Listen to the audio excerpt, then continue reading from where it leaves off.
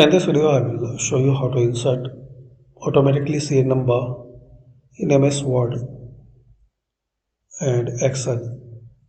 So, like you need serial number for in any table. So, firstly, we need to create the table, and in this list, you need the serial number selected. In the Home tab, here is the options for number. Select here number. Similarly, you can insert the in Excel. Select any column and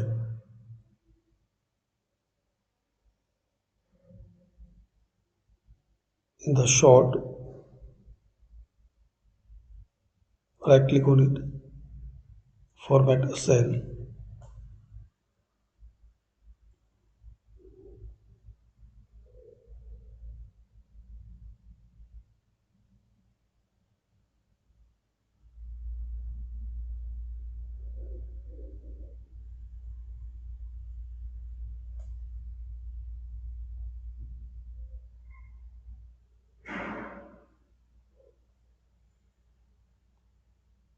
So thanks for watching, and if you want to remove this table, select it and here select no border.